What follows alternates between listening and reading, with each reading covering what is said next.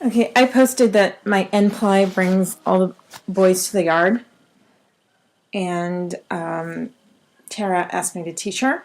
Tara, the best taco in the world. My favorite taco. So anyway, I am going to teach you, but I'll have to charge. You guys are going to have to like love me forever and stuff.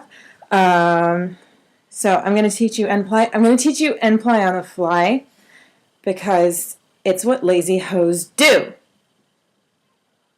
You just do it all in one step, and then you don't have to mess with plying later and getting shit together and taking it off and putting it on. And yeah, okay. So yeah, I'm lazy. Deal with it. So I'm going to start. This is a spindle. Oh, disclaimer first. First of all, this is a mirror image that you're seeing. And second, I am left-handed. So you're going to have to do a little bit of brain math. But generally, I hope you get the gist of it because it's really fucking easy. So, okay. So if you're lazy like me, then you don't bother with a leader, and you just start straight into the fiber, like this.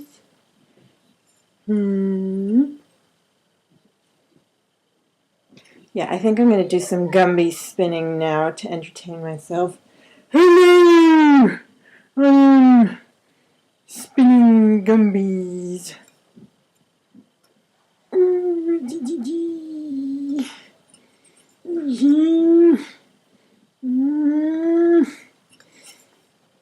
Yeah, okay, maybe not. Anyway, you spin a nice longish portion. It doesn't have to be so ridiculously long that, say, you get all tangled up in it when you're trying to contain it and ply it, but yeah, you get the drift. Anyway, we've got the first little bit hooked here on the hook, and we have, say, a reasonable length of single here. So this is the first length that I'm plying. I'm going to park my spindle here between my thighs. You're jealous. Yeah, you know it.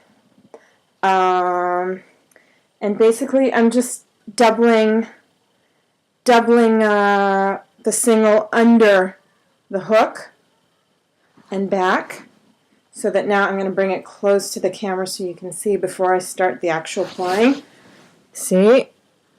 The single is doubled under the hook, and what's going on up here is that this is where I doubled back on the purple fingernail, and here is the drafting zone.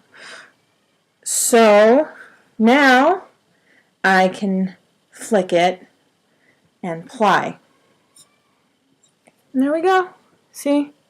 3-ply, first portion. Unhook. And do that little sexy part where you coil it onto the shaft. Yeah, baby. And then to make life ridiculously easy for yourself, I strongly recommend, when you're hooking the single back up on, you're going to be, you have the part of the single that goes into the drafting section, which is this, that is of course going to go under the hook, and you have a loop, which is the place where you doubled back earlier. You're going to put the loop through the hook so that it's open for you to easily go through later, and I'm going to show that to you soon. And then you go back to spinning clockwise, right? We do the single clockwise. So yeah, yeah, I'm not going to try to say anything smart because let's face it, I'm not. Yeah, so now we're spinning, spinning, spinning, spinning.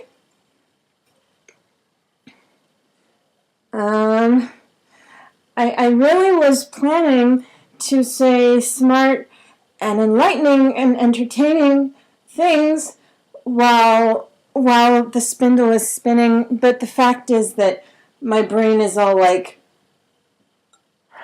her right now because no, it's not the end of the day, but the beginning of the day is far enough for me that I'm just like, yeah, okay, no.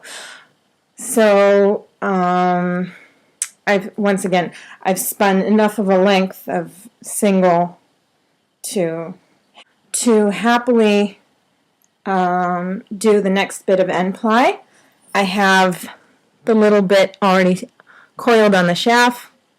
I have the stuff hooked on, and I have the single. So I'm going to figure eight the spun part here onto my fingers so things don't go all crazy. Park the spindle between my thighs in its happy place. The spindle's all going, fuck yeah! And I'm taking the loop where I doubled back earlier off of the spindle, and then I can pull the whole of the single off of the hook too. And now here's the really clever, fun part, which is what makes n-plying, whether you do it on the fly or not. This is like crocheting, and this is why n-plying is also called chain plying. I'm going to take the single and chain it through this loop. It's sort of like delivering a baby, if you've ever done that, or just, sticking crazy things up your butt with or without a flange. Yeah, you get the drift. So you stick it through the loop, pull it through until once again you're almost doubled over. You have a little bit, and once again you have here the loop and a little bit longer single going into the drafting zone, and then you can hook it up and give it a counterclockwise flick to let it ply, and you've got more beautiful through ply. And here it's kind of bulky and uneven, and that's mainly because if you remember, this is just where I've started off. Once you get the hang of it, and if you want to get the hang of it straight away, you can work with like pre-drafted fiber to learn the motor stuff, to get the motor memory down. Then it'll come out nice and even. So just practice, be beautiful, and be lazy. Ciao.